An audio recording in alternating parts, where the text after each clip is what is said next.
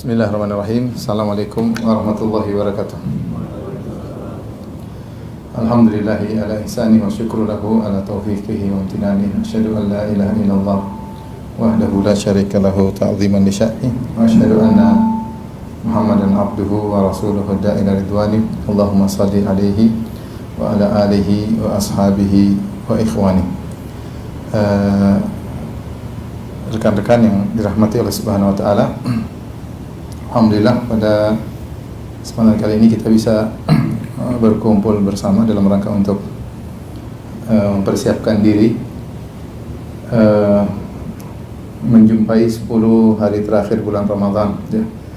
Tentunya 10 hari terakhir merupakan hari-hari yang spesial yang dimana sangat diperhatikan oleh Nabi dan para sahabatnya. Oleh karenanya Nabi SAW berusaha untuk bisa iktikaf pada hari-hari tersebut, dan Rasulullah SAW menyuruh para sahabat untuk iktikaf bersama Nabi dan mencari Lailatul Qadar. Nabi SAW taharrau Lailatul Qadar fil ashrul awakhir, carilah Lailatul Qadar di 10 malam yang terakhir.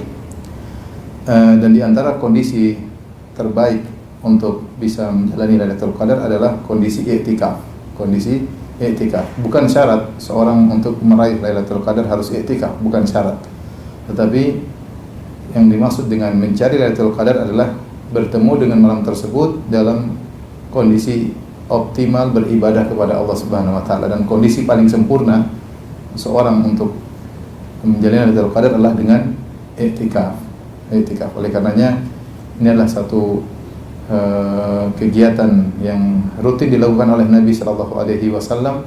Bahkan pernah Rasulullah SAW tidak sempat iktikaf ya 10 hari terakhir ya, maka Nabi mengqadha'nya di awal bulan Syawal, dan juga di akhir hayat Nabi Sallallahu Alaihi Wasallam di Ramadan yang terakhir yang dijalani oleh Nabi Sallallahu Alaihi Wasallam, Nabi sampai iktikaf 20 hari ya, 20 hari terakhir di bulan Ramadan. Dari sini kita insyaallah pada kesempatan kali ini sama-sama berusaha mempelajari lebih dalam tentang ahkamul iktikaf, hukum-hukum yang berkaitan dengan iktikaf, agar kita bisa menjalani iktikaf sesuai dengan yang diharapkan. Karena tidak semua orang iktikaf mereka iktikaf dengan yang sesuai diharapkan ya. Masih banyak hal-hal yang dilanggar, masih banyak hal-hal yang tidak bermanfaat dilakukan ketika iktikaf, sehingga nuansa iktikaf itu sendiri tidak diraih atau tidak didapatkan. Ikhwan yang dirahmati Allah Subhanahu wa taala, saya akan bacakan perkataan Ibnu Qayyim tentang hakikat dari iktikaf ya. Beliau berkata, wa ruhuhu uquful qalbi 'ala Allah ta'ala wa jam'iyyatuhu 'alaihi wal khalwatu bihi wal inqita'u 'anil istighali bil khalqi wal istighalu bihi wahdahu subhanahu. Ruh daripada iktikaf adalah hati fokus kepada Allah Subhanahu wa taala dan mengumpulkan hati untuk fokus kepada Allah, berkhalwat dengan Allah dan memutuskan hubungan dari makhluk dan sibuk untuk fokus kepada Allah semata. Kemudian beliau membahas lebih panjang, kemudian sampai beliau berkata, fayasiru unsuhu billahi badalan an unsihi bil khalqi, sampai dia merasa unsu, merasa tentram, merasa bahagia tatkala dia berdua-duaan dengan Allah, yang biasanya dia merasa tentram kalau bersama dengan orang lain ya. Kita ada kebahagiaan ketika bersama kawan, bersama istri, bersama anak-anak, bersama teman ya. Tetapi ketika iktikaf dia berusaha untuk mencari kebahagiaan tatkala dia berdua-duaan dengan Allah Subhanahu wa taala, bukan dengan makhluk. Fa yu'idduhu bidzalika li unsihi bihi yaumal wahsyati fil qubur hina la anisalahu. Yang dengan demikian dia akan persiapkan dirinya untuk bisa merasa tentram dengan Allah ketika di alam barzakh, di dalam kubur yang di mana tidak ada teman ketika itu. Maka seorang biasakan diri untuk bisa berbahagia ketika bersendirian bersama Allah, karena ada waktu yang panjang dia akan bersendirian. Di alam barzakh seorang akan masuk dalam alam tersebut, dia meninggalkan seluruh hartanya, meninggalkan seluruh keluarganya, dia sendirian, dan dia bisa jadi di alam barzah bisa ratusan tahun, bisa ribuan tahun, Allah alam bisawab, nanti kedatangan hari kiamat. Nah, kalau dia sudah terbiasa berbahagia ketika berdua-duaan dengan Allah Subhanahu wa taala, maka mudah bagi dia merasakan kebahagiaan di alam tersebut tatkala dia bersendirian, ya. Ini di antara hakikat dari i'tikaf, yaitu fokus kepada Allah Subhanahu wa taala. Senada dengan ini diucapkan oleh Al-Imam Ibn Rajab Al-Hambali, tadi Ibnu Qayyim Al-Jauziyah.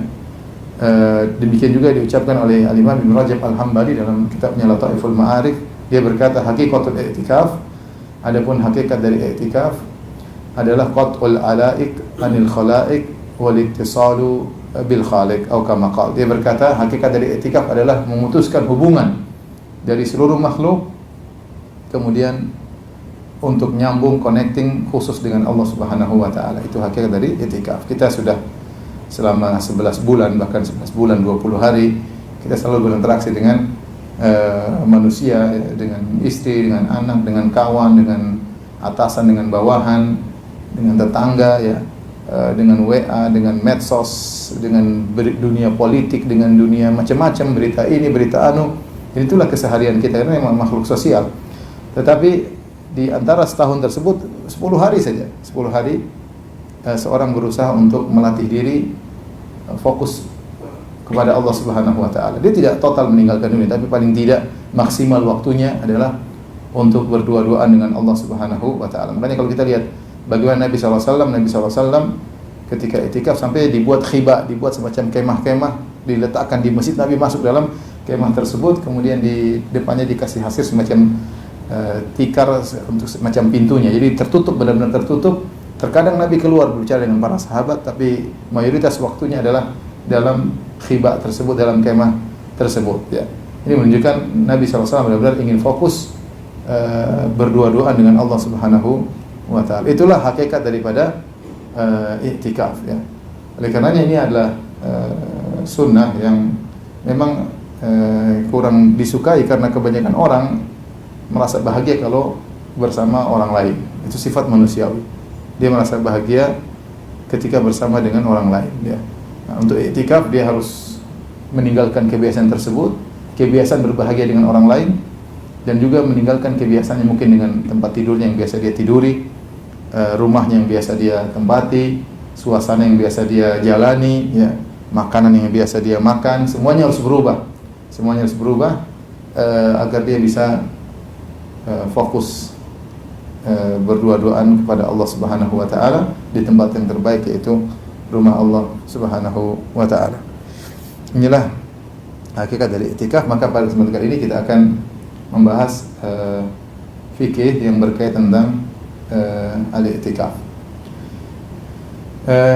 Ikhwan yang dirahmati Allah Subhanahu wa taala, i'tikaf secara bahasa diambil dari kata akafa, uquf, yang artinya melazimi sesuatu, al-mukth tawil, dengan waktu yang lama, namanya akafa, yaitu dia tongkrongi kalau bahasa kita, ya. Tongkrongi namanya i'tikaf. Dan dalam Al-Qur'an Allah sebutkan beberapa ayat yang menunjukkan makna i'tikaf, seperti wajawazna bani Israil, ya, al-bahra fa'atau ala qaumin yaqufuna ala asnamin lahum. Ya, ketika Allah menyelamatkan Nabi Musa dan pengikutnya menyeberang dari Laut Merah, kemudian mereka mendatangi suatu kaum yang sedang i'tikaf di berhala-berhala mereka. Jadi mereka nongkrongi berhala-berhala mereka, ya. Demikian juga Ibrahim pernah berkata kepada kaumnya, antum laha ma hadhihi tamathilul lati antum laha aqifun. Ini apa berhala-berhala yang kalian nongkrongi di situ, di berhala-berhala tersebut. Jadi i'tikaf maksudnya berdiam dengan waktu yang lama di suatu, melazimi sesuatu, ya. Sama seperti Bani Israel ketika mereka menongkrongi berhala ejel, sapi yang dibuat oleh Samiri. Ketika dinasihati oleh Nabi Harun alaihissalam, mereka berkata, lan nabraha alaihi akifina hatta yarji'a ilaina Musa. Kami akan tetap nongkrongi ini berhala sapi sampai Musa datang kembali kepada kami. Jadi secara bahasa i'tikaf artinya berdiam, ya. Adapun secara syariat, ya, maksudnya adalah mendiami masjid. mendiami masjid dalam waktu yang lama dalam rangka beribadah kepada Allah Subhanahu wa taala. Mendiami masjid dalam waktu yang lama untuk beribadah kepada Allah Subhanahu wa taala. Dan i'tikaf adalah ibadah yang sejak dulu sudah ada, bukan cuma syariat Islam, sejak dulu juga sudah ada ya. Makanya Allah berfirman, wa ahidna ila Ibrahim wa Ismail an tahhira baitiya lit-taifina wal 'akifina war ruk'a'is sujud. Dan kami wasiatkan kepada Ibrahim dan Ismail untuk membersihkan rumahku, yaitu Masjidil Haram, lit-taifina, untuk orang yang tawaf, wal 'akifina, dan untuk orang yang i'tikaf, war ruk'a'is sujud, untuk orang yang rukuk dan sujud. Berarti sejak zaman Nabi Ibrahim sudah ada namanya syariat apa? I'tikaf. Sudah ada dari dulu ya. Makanya sebagian ulama memandang bahwasanya bukan cuma di syariat kita saja, tapi syariat terdahulu sudah ada i'tikaf. Demikian juga Allah memandang tentang yang Allah sebut tentang Maryam. Kata Allah Subhanahu wa taala, kullama dakhala 'alaiha al-mihrab Zakaria wajada 'indaha rizqa, ya. Jadi setiap Zakaria bertemu dengan Maryam di mihrabnya, Zakaria mendapati Maryam sudah ada makanan, ya.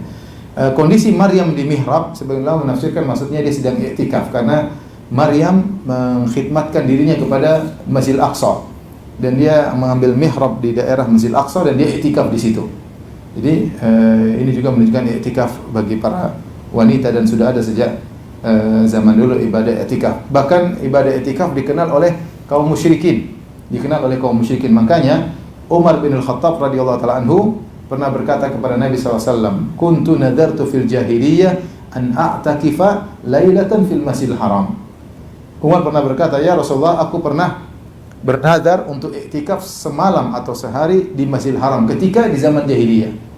Umar belum Islam, tapi dia sudah mengenal ibadah i'tikaf, melazimi masjid dalam rangka untuk beribadah kepada Allah Subhanahu wa taala, adalah ibadah yang ma'ruf, yang sudah ada sejak zaman dahulu. Jadi bukan cuma ibadah yang dikenal oleh umat Islam saja, tapi merupakan ibadah yang sejak dahulu. Taib, ikhwan yang dirahmati Allah Subhanahu wa taala, apa saja rukun-rukun i'tikaf, ya, agar kita bisa dikatakan sedang beribadah, ya, i'tikaf. Karena i'tikaf adalah ibadat, ada aturannya. Yang pertama berkaitan dengan al-mu'takaf fihi, yaitu lokasi yang digunakan untuk i'tikaf. Secara umum, jumhur ulama berpendapat bahwasanya i'tikaf harus di masjid. Sebagian ulama berpendapat boleh di selain masjid, ya, di musalla rumah boleh, namun ini menyelisih jumhur. Sebagian ulama berpendapat bahwasanya pendapat ini sempat ramai, terutama pada tahun lalu masa pandemi. Sebagian ulama mengangkat kembali pendapat ini, pendapat ini hampir terlupakan, tapi ketika musim pandemi orang pada rindu untuk i'tikaf, sementara tidak memungkinkan, terutama tahun lalu tidak memungkinkan untuk i'tikaf di masjid, maka muncullah lagi pendapat ini yang berpendapat bahwasanya boleh i'tikaf meskipun di mushola rumah, tapi disyaratkan rumah punya mushola yang digunakan khusus untuk sholat, bukan di sembarang tempat, di dapur, di kamar, enggak, ya. Tapi maksudnya ada mushola rumah digunakan untuk i'tikaf. Sebagian ulama berpendapat boleh, khususnya untuk para wanita. Ini pendapat segelintir kecil ulama berpendapat demikian. Tapi yang benar bahwasanya pendapat jumhur ulama, i'tikaf disyaratkan harus di masjid. Makanya Allah Subhanahu wa taala berfirman, wala tubashiruhunna wa antum aakifuna fil masajid. Dan janganlah kalian menggauli istri-istri kalian, yaitu keluar dari masjid kemudian menggauli istri kalian, karena itu membatalkan i'tikaf. Wa antum aakifuna fil masajid, sementara kalian sedang i'tikaf di masjid. Seakan-akan i'tikaf di masjid suatu perkara yang sudah ma'ruf. Sehingga dari sini dipahami oleh para ulama bahwasanya masjid merupakan syarat untuk i'tikaf. Hanya saja mereka khilaf, masjid seperti apa yang disyaratkan untuk i'tikaf. Ada yang mengatakan harus Masjidil Jami'. Masjid Jami' itu maksudnya masjid yang ada sholat Jumatnya. Namun pendapat yang lebih kuat, Allah alam bisawab, di masjid manapun meskipun tidak dilaksanakan sholat Jumat, selama di situ sholat 5 waktu, dikumandangkan adzan, iqamat, sholat 5 waktu, maka itu masjid, dibuka untuk umum. Itu makanya apa? Masjid. Mau masjid mall, mau masjid developer, masjid perumahan, pokoknya ada adzan, iqamat, salat 5 waktu dibuka untuk umum, berarti itu apa? Masjid. Silakan i'tikaf di situ meskipun tidak dilaksanakan salat Jumat. Yang mengatakan harus masjid yang ada salat Jumatnya karena mereka tidak ingin seorang keluar. Karena kalau tidak ada salat Jumat dia harus pergi keluar untuk salat Jumat di masjid yang lain. Tapi para ulama mengatakan tidak mengapa, itu keluar yang diberikan uzur, tidak jadi masalah. Seorang misalnya dia i'tikaf, tidak ada salat Jumat di situ, kemudian dia pergi ke masjid lain untuk salat Jumat, balik lagi, maka i'tikafnya tidak batal karena itu keluar yang dibolehkan. Jadi pertama berkaitan dengan lokasi, harus di masjid. Sebagian ulama yang berpendapat boleh di musholla rumah, mereka memandang bahwasanya tujuannya adalah seorang bisa fokus berkhulwat dengan Allah Subhanahu wa taala, maka masjid rumah juga boleh. Masjid rumah juga boleh. Pendapat kurang kuat ya.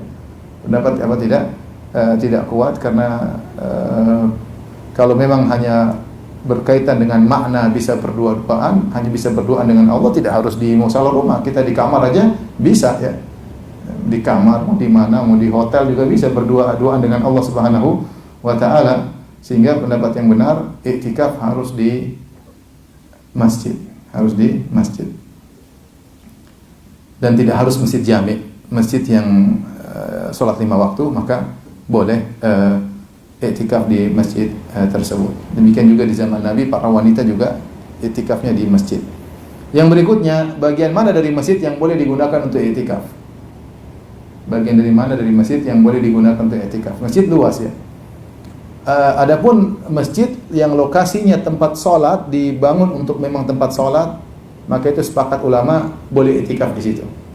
Ya, di masjid, kemudian pokoknya yang digunakan untuk areal sholat, di pelataran, orang juga sholat, Jumatan orang sholat di situ. Memang pokoknya digunakan untuk sholat. Khilaf ketika dalam areal masjid, dan itu bagian dari masjid, tapi tidak digunakan untuk sholat, tidak digunakan sholat. Contohnya maktabah, yaitu perpustakaan masjid. Dia dalam bangunan masjid, contohnya kantor masjid. Boleh nggak seorang i'tikaf di situ, di kantor masjid, di perpustakaan masjid, di gudang masjid, ya, tempat taruh barang-barang, ya.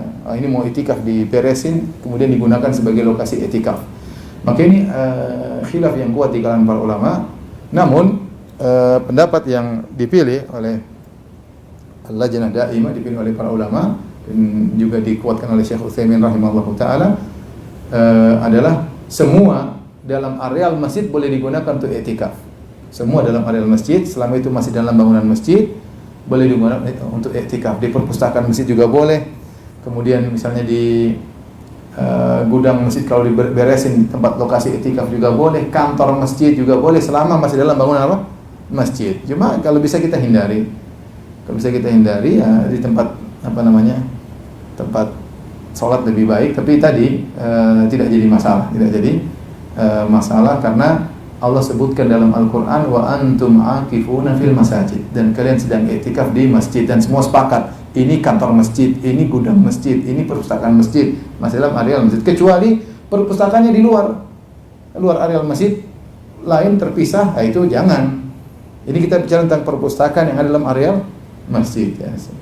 Seperti di Masjid Nabawi ada perpustakaan dalam misalnya ya. Selama itu dalam areal masjid, dalam bangunan masjid, maka boleh i'tikaf di situ. Allah alam bisawab.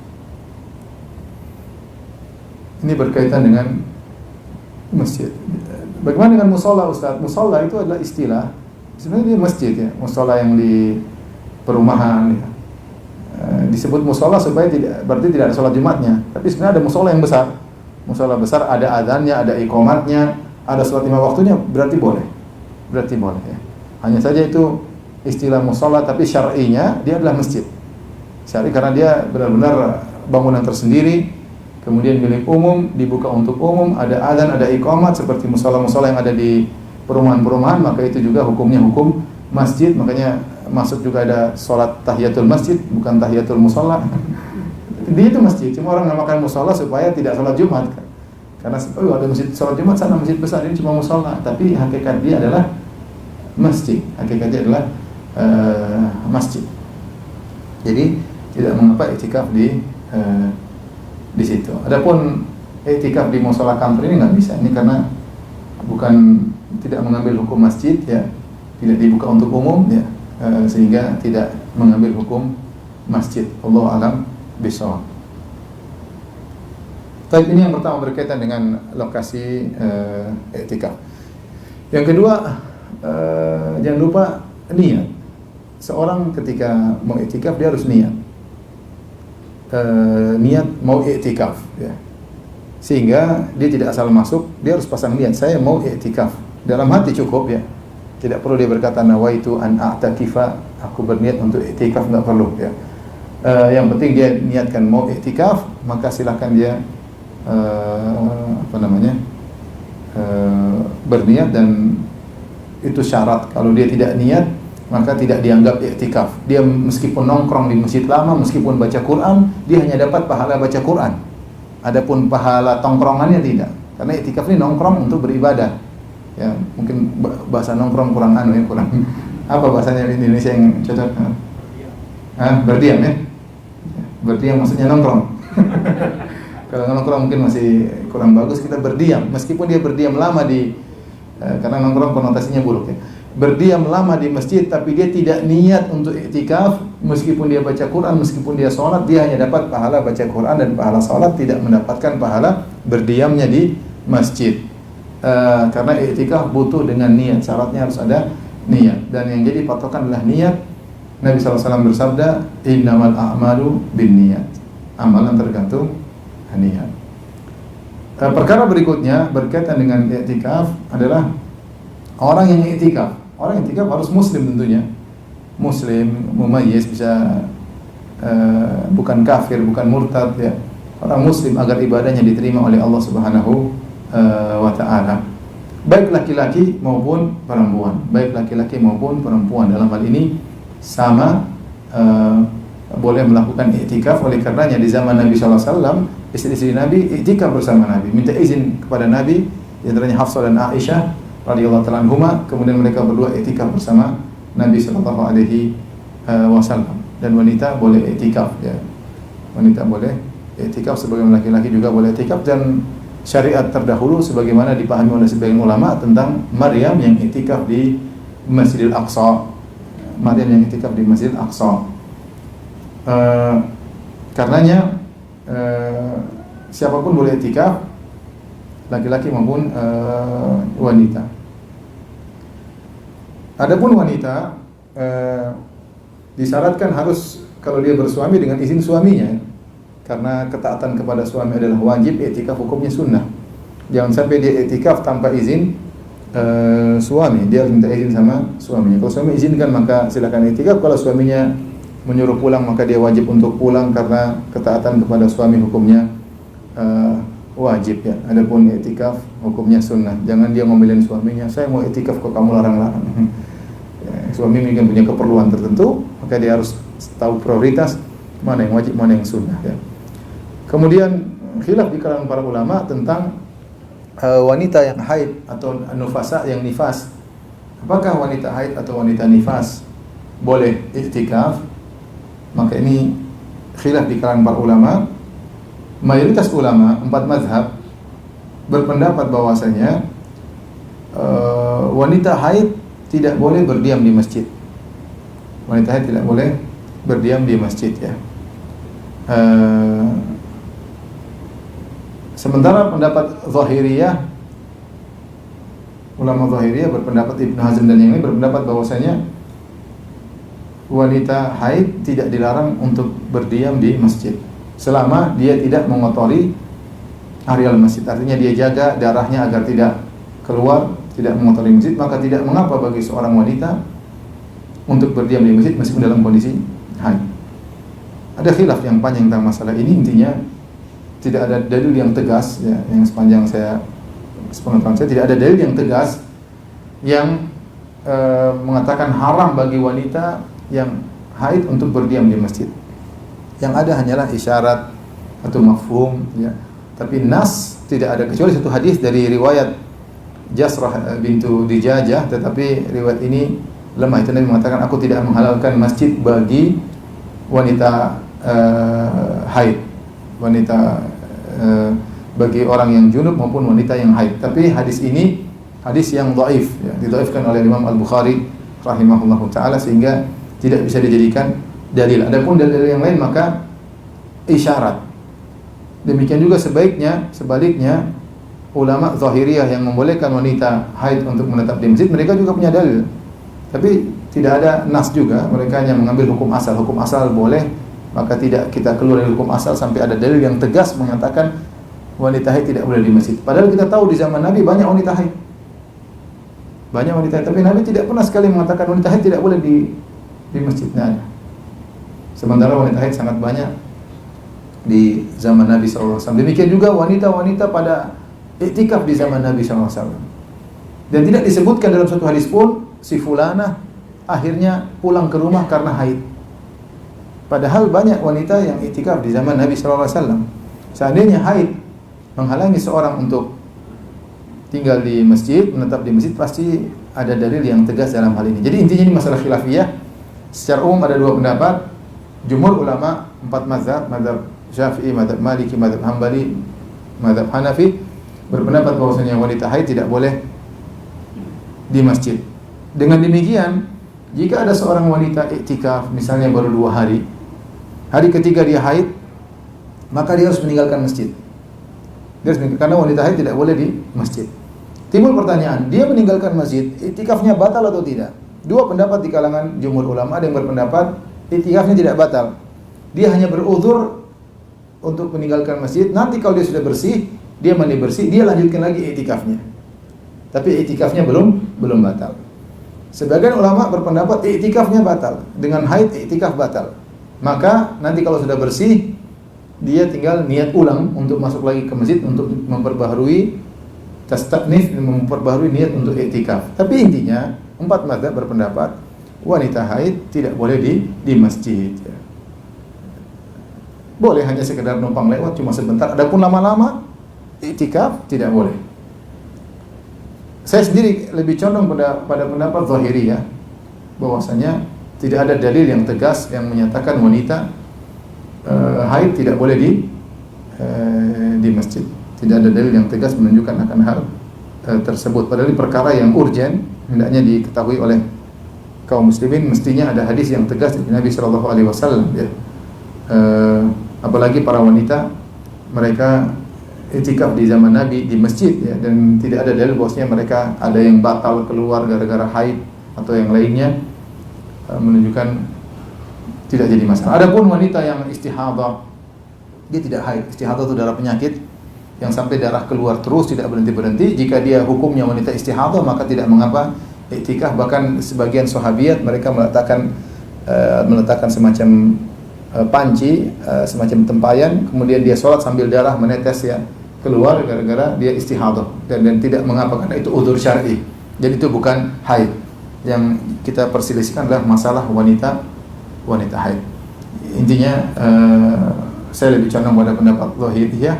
Selama seorang wanita bisa menjaga dirinya, tidak mengotori masjid dengan darah haidnya, maka wallahu a'lam bishawab, tidak mengapa dia iktikaf di masjid karena tidak ada dalil yang tegas akan hal ini. Wallahu a'lam bishawab. Kemudian yang berikutnya rukun iktikaf di antaranya adalah al-mukthu at-tawil, yaitu menetap, berdiam di masjid, menetap di masjid, ya. Menetap di masjid. Para ulama khilaf tentang ukuran berapa lama seorang dikatakan iktikaf. Ada beberapa pendapat. Ada yang mengatakan harus 10 hari. 9 hari tidak boleh, harus 10 hari. Yaitu harus 10 hari terakhir. 8 hari enggak boleh. Kalau pas 9 hari ya 9 hari. Kalau 10 hari. Intinya harus full. Tidak boleh iktikaf bolong-bolong ya. Ngalong-ngalong iktikaf malam saja atau siang saja enggak boleh. Harus full. Harus full karena Nabi tidak pernah mencontohkan bolong-bolong. Nabi iktikafnya apa? Full. Dalilnya Nabi sallallahu alaihi wasallam. Bahkan ada yang lebih ketat, harus puasa. Kalau nggak puasa, nggak boleh iktikaf. Artinya siangnya puasa, malamnya iktikaf. Disyaratkan harus puasa. Karena prakteknya Nabi tidak pernah iktikaf kecuali dengan disertai dengan apa? Puasa. Ini pendapat. Pendapat yang sebaliknya, Yang kontra dengan ini, iktikaf meskipun 1 detik, iktikaf. Yang penting niat, saya niat iktikaf meskipun 1 detik, 2 detik, dinilai apa? Iktikaf. Walau lahzah, meskipun hanya sebentar. Ini pendapat dikuat oleh Imam Nawawi rahimahullahu taala dalam kitabnya Tibyan, ya. Dia menjelaskan hendaknya seorang kalau masuk masjid selalu niatkan iktikaf. Karena iktikaf tidak mesti bulan Ramadan saja. Kapan saja dia masuk masjid niatkan iktikaf supaya argo pahala jalan.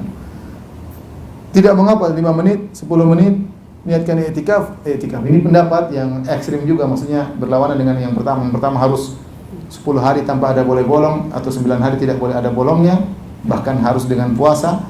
Pendapat satunya sebentar tidak jadi masalah. Ada pendapat tengah-tengah. Ada yang mengatakan harus 1 hari 1 malam. Ya, namanya iktikaf sehari semalam. Ada yang mengatakan lebih ringan daripada itu, boleh 1 siang atau 1 malam. Mereka berdalil dengan hadis Umar bin Khattab radhiyallahu anhu yang sudah disebutkan di awal pengajian. Umar berkata, "Kuntu nadartu fil jahiliyah an a'takifa fil Masjidil Haram lailah." Aku pernah di zaman jahiliyah bernadar untuk iktikaf semalam di Masjidil Haram. Apa makna semalam di sini? Apakah malam maksudnya terbenam matahari sampai terbit fajar, atau malam maksudnya 1 hari? Karena terkadang orang Arab mengungkapkan malam maksudnya semalam, maksudnya sehari. Seperti kita, berapa malam kau di sana? Saya 5 malam di sana, maksudnya 5 hari 5 malam. Intinya Umar pernah iktikaf entah semalam entah sehari semalam, ya, dan tidak harus 10 hari. Ini pendapat lebih kuat tentunya. Dan sebagian ulama berpendapat tidak harus semalam, tidak harus siang, tapi yang penting al-muqtut tawil, yang penting waktu yang panjang. Yang penting waktu yang panjang, kembali kepada urf atau kepada lughah. Karena ini ada kaidah, jika Nabi SAW tidak pernah, jika syariat tidak pernah memberi batasan dari sekian sampai sekian, sekian sampai sekian, maka kita kembali kepada urf, tradisi, atau kembali kepada bahasa. Ternyata Nabi SAW tidak pernah menyatakan iktikaf itu harus begini sampai begini, tidak pernah. Tidak ada satu hadis pun Nabi mengatakan iktikaf harus begini, harus begini. Ketika secara syar'i tidak ada pembatasan, kita kembali kepada urf, kepada tradisi. Yang namanya iktikaf itu mendiami. Orang yang kalau cuma 1 detik, 2 detik tidak dikatakan mendiami. Iya tidak? Tidak dibilang nongkrong enggak? Nongkrong cuma 1 menit, itu bukan nongkrong namanya. Nongkrong itu butuh waktu yang agak panjang. Ini pendapat secara bahasa, secara kaidah cukup kuat. Jadi yang berpendapat demikian mengatakan jika seorang iktikaf 1 jam, 2 jam, boleh.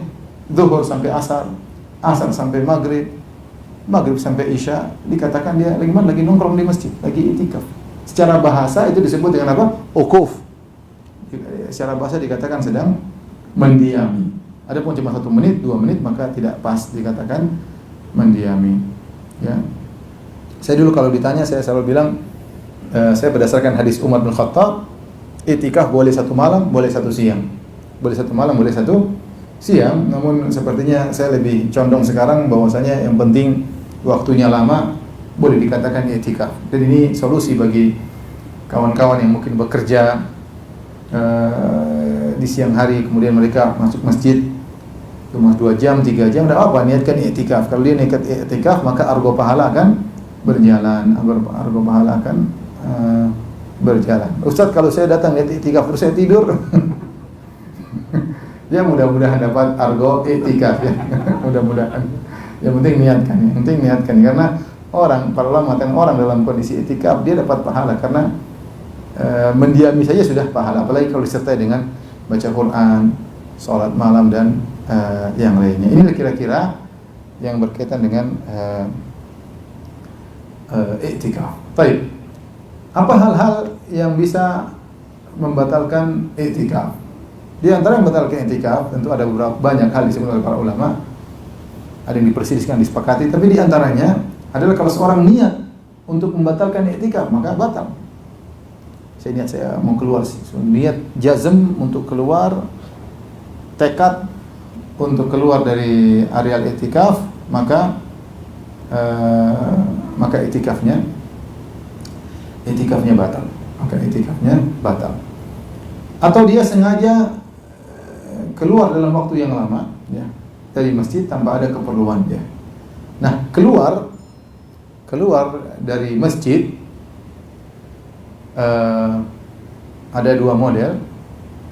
Yang pertama hanya keluar sebagian tubuh, yang kedua keluar seluruh tubuh. Keluar sebagian tubuh maksudnya cuma tangan aja keluar di jendela masjid misalnya, atau kepala doang keluar dari masjid. Itu tidak membatalkan i'tikaf. Sebagaimana Nabi SAW, karena jendela Nabi langsung nyambung dengan rumah Nabi SAW sedang i'tikaf, beliau keluarkan kepala beliau untuk disisir oleh Aisyah radhiyallahu taala anha. Sisir dibersihkan oleh Aisyah radhiyallahu taala anha. Dan dalam hadis disebutkan, dalam hadis Aisyah menyisir rambut Nabi SAW. Ini pelajaran bagi ibu-ibu ya. Jangan suami nyisir sendiri ya. Jadi ibu-ibu nyisirin apa? Suami ya. Ibu yang nyisirin apa? Suami. Sunnahnya ibu-ibu nyisirin apa? Suami. Nah, Aisyah mengatakan kuntu thayyibun Nabi, aku memakaikan minyak wangi bagi Nabi. Jadi penampilan istri, perhatikan istri yang nyisirin rambut suami, istri yang memakai minyak wangi untuk suami, seharusnya demikian ya. Untuk ibu-ibu yang solehah saja, yang enggak solehah enggak apa-apa, enggak usah. Tapi yang solehah hendaknya demikian ya. Baik. Jadi Rasulullah keluar kepalanya, kemudian disisir oleh Aisyah. Jadi kepalanya Nabi di rumah Nabi, berarti keluar masjid. Rumah Nabi bukan areal masjid. Jadi kalau hanya keluar sebagian tubuh tidak membatalkan apa? I'tikaf. Tapi kalau keluar seluruh tubuh, maka sepakat ulama kalau keluar lama-lama tidak ada keperluan, batal i'tikaf. Keluar nongkrong di luar, ngobrol sana sini lama 1 jam, ya batal i'tikaf.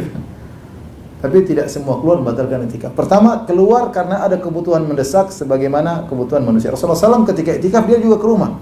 Lihajatil insan. Dalam riwayat karena kebutuhan sebagaimana kebutuhan manusia. Contoh misalnya makan, keperluan karena di masjid tidak ada makan di rumah tidak ada masalah. Misalnya buang hajat misalnya, kebutuhan manusia ya, yang darurat yang harus dia kerjakan ya.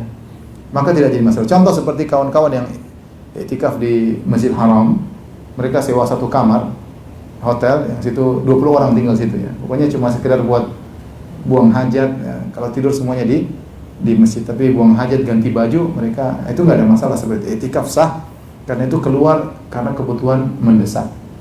Kebutuhan sebagai manusia, saya butuh makan. Lain halnya kalau misalnya masjid menyediakan makan, dia nggak boleh cari makan di luar. Ada makanan dan dia bisa makan. Dan halnya kalau dia tidak bisa makan, dia terkena penyakit tertentu, tidak bisa makan makanan di masjid. Dia harus punya menu tersendiri. Ya, maka dia boleh keluar, tidak jadi masalah. Misalnya dia tidak bisa makan kecuali nasi padang, misalnya. Selain nasi padang, mulut tidak terima ya, misalnya. Maka dia boleh keluar dari, ini misalnya ya, dia boleh keluar dari masjid untuk cari nasi padang. Tapi nggak boleh yang jauh-jauh. Ini nasi padang sana di Ampera, oh jauh, berapa kilo? Setengah jam dari sini. Itu tidak mendesak ya. Yang sedekatnya intinya kebutuhan dia terpenuhi. Tapi kalau masjid sudah menyediakan makanan dan dia bisa makan, maka hendaknya dia makan di masjid, dia tidak perlu keluar. Jadi dia hanya keluar dalam kondisi darurat, itu dibolehkan. Ya, keluar dalam kondisi darurat. Kalau misalnya di masjid ternyata kamar mandi rame, ngantri panjang, dia tidak kuat atau dia masuk dia mungkin tidak biasa kotor misalnya atau yang lainnya, dia boleh ke rumah untuk buang hajat. Ya, lagi rumahnya dekat, kemudian segera balik, tidak jadi masalah. Tapi dia keluar cuma seperlunya saja. Jangan kemudian dia ke rumah, kemudian mandi, kemudian ngobrol-ngobrol dulu, gimana kabar, baru ke masjid. Ini enggak. Berarti lebihnya itu tidak mendesak. Ya. Ini keluar yang ini model kedua, badan keluar semua, juga ada beberapa model. Pertama, saya ulangi, keluar yang benar-benar tidak ada kebutuhan, keluar lama-lama, maka ini i'tikaf batal. Ya. Apalagi dia keluar untuk melakukan hal yang membatalkan i'tikaf, keluar untuk menggauli istri, batal malam hari. Dia pergi keluar kangen sama istri, keluar menggauli istri, ya batal i'tikafnya. Karena Allah melarang secara tegas, wala tubashiruhunna wa antum aakifuna fil masajid. Jangan kalian menggauli istri sekali sementara kalian sedang i'tikaf. Itu keluar sengaja menggauli istri, maka i'tikafnya batal. Atau tadi keluar dalam waktu yang lama tanpa ada keharusan, tidak ada hajat, tidak ada keperluan, ini keluar ke jalan-jalan aja, ini enggak, ini batal i'tikaf. Model keluar yang kedua yang disepakati tidak membatalkan i'tikaf adalah keluar karena ada keperluan mendesak. Seperti tadi makan, minum, buang hajat di rumah karena di masjid ramai ngantri dan yang lainnya, ini diperbolehkan. Bahkan Rasulullah SAW ketika sedang i'tikaf didatangi oleh Sofiyah radhiyallahu taala anha. Kemudian Nabi ngobrol sama Sofiyah. Setelah Nabi ngobrol sama Sofiyah malam hari, Nabi keluar ngantarin Sofiyah ke rumahnya. Ya, Nabi keluar mengantari Sofiyah ke rumahnya. Jadi Nabi keluar dari masjid, ngantari Sofiyah ke rumahnya, tapi dekat karena kalau Masjid Nabawi kotak, Sofiyah rumahnya di sebelah belakang kanan ya. Artinya tidak terlalu jauh ya, paling cuma berapa puluh meter doang. Terus Nabi kembali, karena itu malam-malam mendesak, dia khawatir istrinya pulang sendiri, maka dia keluar ngantarin istrinya, dan ini keluar yang disepakati tidak jadi masalah. Di antara juga sekarang ada keluar yang model ketiga, yang hajatnya tidak mendesak, tapi ada faedahnya. Seperti keluar untuk menziarahi orang sakit, misalnya ada teman sakit dia ziarahi. Keluar untuk mengantar jenazah, iya ada jenazah, cari pahala yuk ngantar ke tempat kuburan, seperti itu ya. Ini seperti ini maka sunnahnya tidak dilakukan. Aisyah pernah berkata, minas sunnah, di antara sunnah ketika i'tikaf tidak mengunjungi orang sakit, tidak melayat jenazah. Tapi kalau seandainya ada yang melakukannya, tidak membatalkan i'tikaf. Cuma sebaiknya dihindari karena tujuan dari i'tikaf utamanya adalah bagaimana seorang bisa fokus beribadah kepada Allah Subhanahu wa taala ya. Fokus bisa beribadah kepada Allah Subhanahu wa taala. Dan di antara yang dibolehkan untuk i'tikaf adalah membangunkan istri. Makanya dalam hadis tadi kata Aisyah, idza dakhala al-ashr, kalau sudah masuk 10 malam, syadda mi'zarahu, Rasulullah sallam ikatkan, kencangkan sarungnya, itu tidak menggauli istri-istrinya. Kemudian wa ahya lailahu, Rasulullah SAW hidupkan malamnya dengan beribadah. Wa aiqadha ahlahu, dan dia bangunkan istrinya. Bangun istrinya Rasulullah SAW artinya keluar, karena rumah istri Nabi semuanya dekat masjid, sekeliling masjid. Keluar dia bangunkan istri-istrinya untuk sholat malam, untuk ibadah. Dan ini keluar yang diperbolehkan. Adapun keluar yang makan waktu lama, kemudian untuk menjenguk orang sakit, untuk mengantar jenazah, maka ini sebaiknya ditinggalkan karena waktunya lama. Demikian juga keluar bangunkan istri. Kalau kita bisa sepakat sama istri, nanti saya telepon kamu, HP-mu jangan di silent misalnya, itu lebih baik tanpa harus kita keluar dari masjid. Karena yang paling baik adalah seorang fokus dalam masjid, karena itulah makna i'tikaf. I'tikaf itu melazimi masjid, mendiami masjid, menetapi masjid, tidaklah keluar kecuali dalam kondisi yang mendesak. Ini yang berkaitan dengan hal-hal fikih yang berkaitan dengan i'tikaf. Baik, terakhir saya akan sampaikan tentang wasiat-wasiat yang harus diperhatikan untuk kita semua, termasuk saya, ketika seorang akan i'tikaf. Yang pertama, ikhwan dan akhwat yang dirahmati Allah Subhanahu wa taala, para pemirsa yang dirahmati Allah Subhanahu wa taala, poin pertama yang hendaknya diperhatikan adab-adab ketika i'tikaf. Yang pertama, ikhlas kepada Allah Subhanahu wa taala. I'tikaf ibadah. Maka kalau bisa seorang i'tikaf tidak usah bilang sama orang lainnya, ya sudah i'tikaf saja ya, kecuali ada yang tanya atau ada perlu dikasih tahu ya sama keluarga, saya mau i'tikaf ya. Tapi asalnya kita enggak usah bilang ke orang-orang ya, saya sedang i'tikaf. Asalnya ibadah disembunyikan. Sembunyikan. Kita sekarang hidup di zaman orang nge-share seluruh amal solehnya. Orang sedang tawaf nge-share ya. Saya lagi di putaran ke-7 nih, saya doakan kalian semuanya. Amin ya, Masya Allah. Di Facebook ya misalnya. Nggak usah begitu ya. Statusnya nggak usah dirubah ya. Sedang i'tikaf. Nggak usah. Kalau bisa HP dibuang i'tikaf, nggak usah pakai HP kalau bisa ya. Jadi i'tikaf adalah ibadah yang mulia, ibadah yang perlu perjuangan. 10 hari nggak gampang ya. Biasanya makan ini jadi makannya meningkat apa menurun? Tidak, biasanya tidur di tempat tidur nyaman, biasanya mau bebas ya, kamar mandi sendiri, sekarang harus bareng-bareng, harus ini berat, capek mungkin ya, serba susah lah, nggak gampang. Apalagi kalau i'tikaf di Masjidil Haram, Masya Allah berat ya, nggak gampang ya. Lengah sedikit tempat diambil orang. berantem dulu mau dapat tempat di. Sebagian teman-teman kalau cerita mereka i'tikaf kadang berantem sama, kan dari negara macam-macam. Harus disiasati, bagi-bagi makanan. Akhirnya kalau mereka pergi dijaga. Kan tadinya mau berantem nggak jadi berantem. Bagi-bagi makanan akhirnya lokasi dijaga kalau lagi keluar. Tapi intinya i'tikaf berat, tidak gampang. Maka yang berat-berat sudah dikerjakan selama 10 hari, 9 hari, maka hendaknya dapat pahala. Kalau dapat pahala kita nggak usah riya, ya. Jangan seorang merasa saya ikhlas kok. Nggak. Orang salaf dahulu, para salaf, para ulama, mereka takut riya. Kenapa kita sekarang pede bahwasanya kita tidak riya? Apa kata Sufyan Ats-Tsauri? Ma ala syai'an ashadda alayya min niyati li'annaha tataqallabu alayya. Tidak ada perkara yang paling berat aku hadapi seperti niatku, hatiku, karena niat berubah-ubah. Kalau mereka khawatir riya, padahal mereka ibadahnya luar biasa, ya. Ibadah mereka banyak dan mereka berusaha menyembunyikan amal soleh mereka. Kalau kita pede-pedenya, seakan-akan sudah super ikhlas, ya. Kemudian pamer ibadah sana, pamer ibadah sini, ya. Alhamdulillah, ya. Meskipun berat, akhirnya aku bisa menjalani i'tikaf misalnya. Jangan ganggu, sedang i'tikaf. Orang sekarang model-model banyak. Kalau tulis jangan lagi hutang, sedang i'tikaf, itu baru. Nggak usah lah, nggak perlu orang tahu kita sedang i'tikaf. Makanya kalau perlu antum i'tikaf sendirian, sudah nggak ada yang tahu, pergi ke masjid asing, nggak ada yang kenal. Pergi ke masjid mana nggak ada yang tahu, lebih afdal, ya.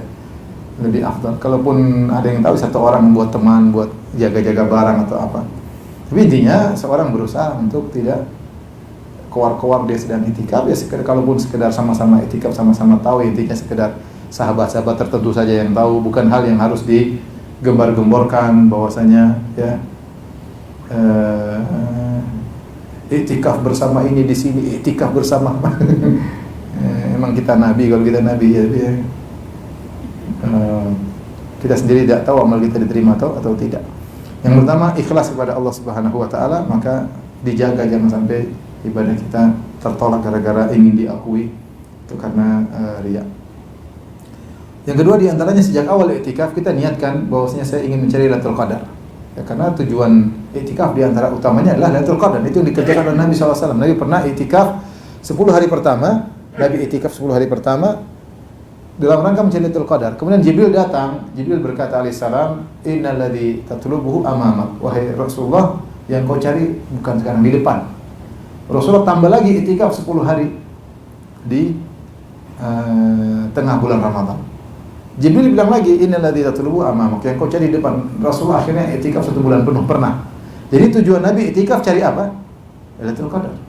Lailatul Qadar. Jadi mau saya, seorang ketika awal i'tikaf, dia niatnya cari Lailatul Qadar. Sehingga kalau dia pasang niat dia untuk cari Lailatul Qadar, dia akan serius. Bukan mumpung biar jauh dari istri, lumayan 10 hari. Tiap hari diomelin, mending selamat. HP mati, nggak ada tuntutan-tuntutan, selesai. Dikejar-kejar sama Ina.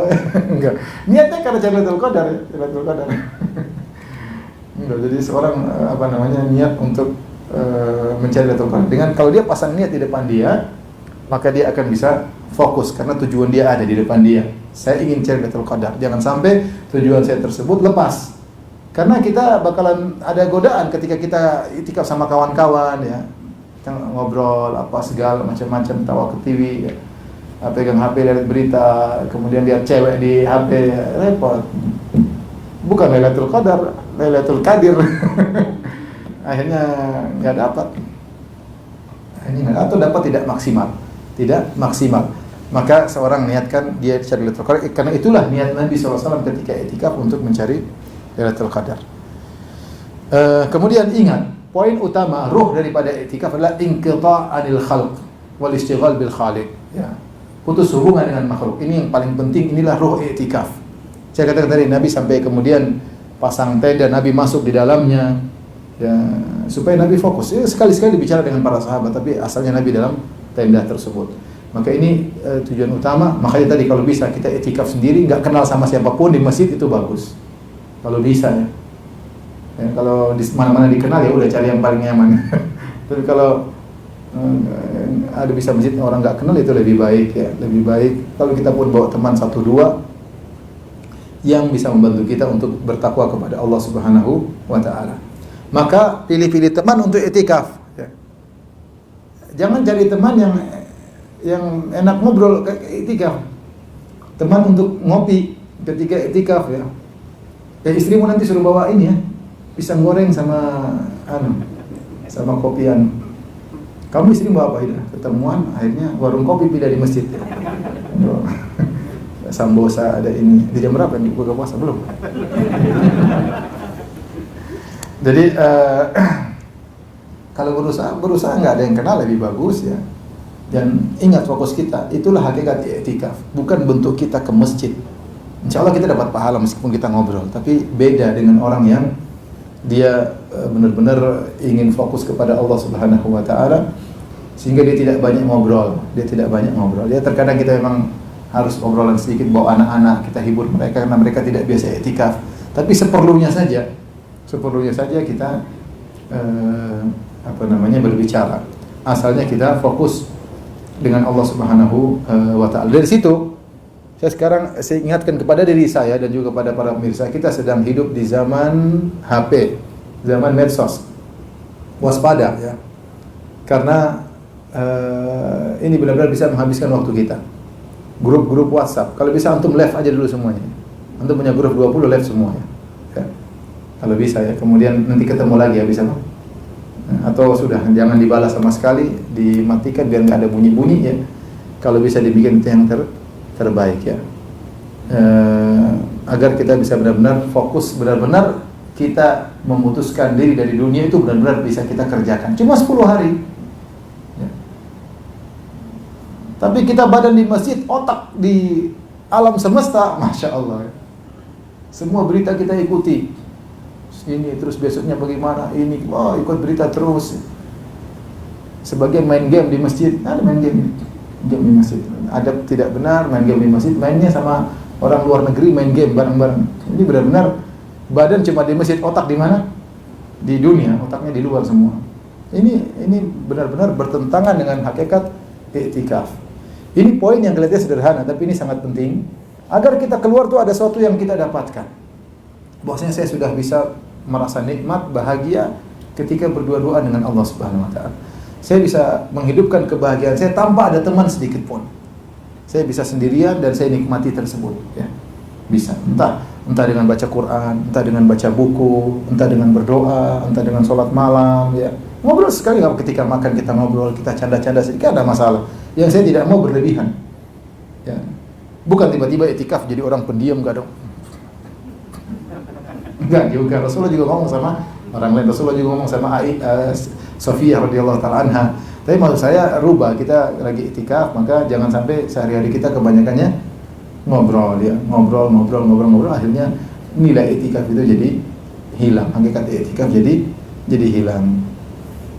Karena itu mengharuskan kita untuk pelit dengan waktu. Waktu kita benar-benar harus kita perhitungkan, ya.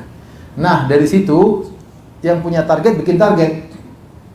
Saya punya target nih, saya ingin 10 hari khatam Quran sekali. Bisa, berarti 10 hari, taruhlah 9 hari. 9 hari paling tidak 1 hari 4 juz.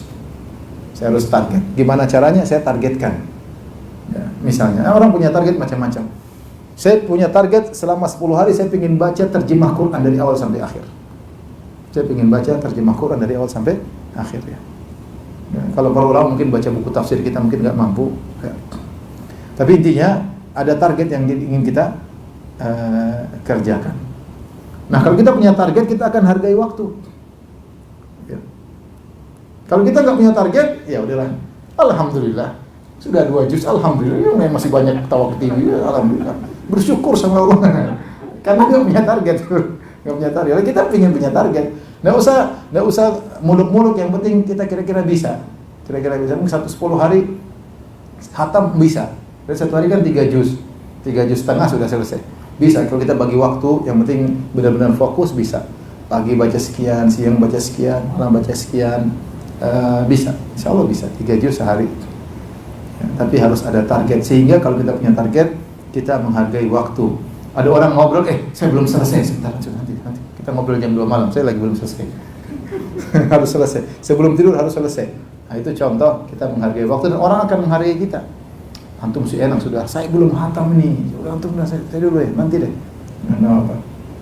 Ya, karena kita ini orang Indonesia pekewuhan ya, jadi gak enakan, akhirnya ngobrol gak enakan. Udah bolak-balik jam, yang itu cocok aja. Ini ngapain lihat jam? Kamu lihat jam ngapain? Maksudnya kamu kapan berhenti ngobrol dari tadi gak pulang-pulang? Baik. Dan ini penting.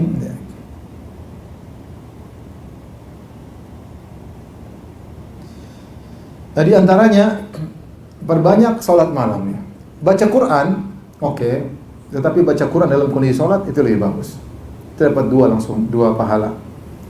Makanya lebih disukai seorang baca Quran dalam kondisi sholat. Maka tidak mengapa kalau imam sudah sholat, dia sholat lagi, dia pegang mushaf atau dia taruh sesuatu mushaf di depannya atau dia pakai HP, nggak ada masalah. Yang penting dia baca Quran dalam kondisi sholat itu lebih apa? Lebih baik. Lebih baik ya. Cuek aja orang bilang pokoknya kita lagi sibuk masing-masing ya. Nanti takut dibilang riak, biarin aja lah ya. Bilang sama setan, saya tidak mau riak hari ini. Pokoknya kita cuek aja lah, ini masalah akhirat saya ya. Kalau setan bilang kamu riak, cuekin aja. Mungkin hari pertama takut riak, hari kedua kita udah cuek ya. Kita takut riak karena apa? Karena nggak pernah melakukannya. Tapi kalau udah sering, biasa aja ya. Biasa aja, tapi jangan sampai kita berhenti gara-gara takut riak. Tetap kita lawan riak tersebut, tapi kita tetap maju ya, tetap maju. Dan yang terbaik adalah baca Al-Quran dalam kondisi sholat, itu yang terbaik, itu yang terbaik ya. Ya kalau nggak bisa ya sholat sendiri, baca Quran sendiri boleh, variasi. Kemudian jangan lupa kalau mungkin kita capek karena namanya manusia ada kebosanan, dia tidak kuat baca Quran terus, tidak kuat sholat terus, ada kita baca buku agama. Bawa buku agama nggak ada, mungkin jadi target kita. Saya pingin hatam tafsir apa gitu, silakan ya. Tafsir juz amma saya pingin selesaikan, ya, baca. Kita nikmati karena itu mendekatkan kita kepada Allah. Itu bentuk khalwat dengan Allah. Kita baca ayat-ayat Allah dan kita berusaha memahami apa? Maknanya. Bahkan bisa jadi iman kita lebih charger dengan membaca tafsir daripada sekedar membaca Al-Quran dengan satu kali khatam atau yang lainnya ya. Jadi nggak apa-apa, yang penting kita nuansanya masih nuansa ayat-ayat Allah Subhanahu wa ta'ala. Jangan lupa berdoa, perbanyak doa. Allahumma innaka afuwun tuhibbul afwa fa'fu anni ya. Ya, dan juga nanti jangan lupa Allahumma laka sumtu wa bika amantu. Dhahabat dhamma wa talatil urub. Jam berapa buka puasa? Masih belum ya? Jadi apa namanya? Berdoa, sering berdoa. Jangan lupa kesempatan kita di hari-hari yang sangat mulia, terutama di sepertiga malam terakhir Allah turun ke langit dunia dan Allah mencari hamba-hambanya yang berdoa kepada Allah, hal min mustaghfirin fa'aghfirullah. Adakah yang mohon ampun, aku akan mengampuni dosa-dosanya. Hal min sa'ilin fa'utiya su'lah. Ada yang minta, aku akan kabulkan permintaannya. Hal min da'in fa'astajibalah. Ada yang berdoa, aku akan kabulkan doanya. Hendaknya dia sadarkan diri bahwa dia sedang i'tikaf. Sedang i'tikaf, dia sedang argo pahala jalan. Maka hati-hati dengan lisannya, hati-hati dengan matanya ya. Jangan lirik sana lirik sini, jangan lihat wanita yang tidak pantas untuk dilihat. Nggak usah lah, jaga pandangan, jaga pendengaran. HP ini yang bahaya itu HP, hati-hati HP ya. Hati-hati HP ya. Saya yang paling takutkan adalah HP. Yang paling saya takut adalah HP yang bisa merusak i'tikaf kita. Karena seleweran di HP banyak ya. Cewek-cewek banyak di HP ya. Kalau kita buka YouTube, buka apa namanya? Facebook ya. Bisa melihat macam-macam ya, bisa melihat macam-macam di bulan Ramadan, apalagi sedang i'tikaf ya. Saya anjurkan YouTube dihapus ya, di delete dulu. YouTube, Facebook di delete ya. HP-nya di delete juga lebih bagus kalau HP-nya di delete sekalian. Tapi karena kita ada keperluan, intinya yang seperti itu, yang medsos kita delete aja. Karena kalau nggak kita delete, kita kepancing untuk apa? Untuk melihat. Ya. Kita iman lemah ya, rasa pingin tahu tinggi. Kita memberita ingin tahu tinggi ya, dan macam-macam, akhirnya kita melihat macam-macam, akhirnya banyak hal yang kita lihat. Maka jauhi selama Ramadan, apalagi selama i'tikaf.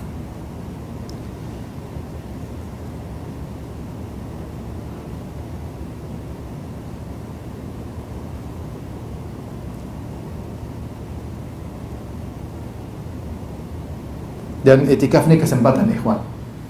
Beda dengan ibadah lain. Kalau ibadah lain, para ulama menyebutkan I'tikaf ini ibadah yang kita benar-benar bisa fokus kepada Allah, karena cuma yang HP aja mengganggu, tapi maksudnya kita benar-benar tidak berbuat maksiat, karena kita di masjid.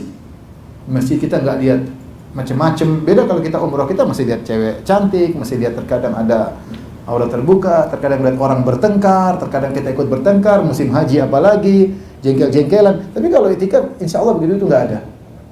Jadi kondisi memudahkan, apalagi masjid nyaman, makanan terhidangkan, terus mau apa? Mau ribut apa lagi? Ya udah tinggal kita fokus kepada Allah. Maka kesempatan 10 hari tersebut kita fokus kepada. Kalau kita nggak bisa 10 hari, saya katakan tadi tidak mengapa, 1 malam, 1 siang, 2 hari, 3 hari, nggak ada masalah. Terutama hari-hari malam ganjil, seorang berusaha untuk fokus untuk i'tikaf.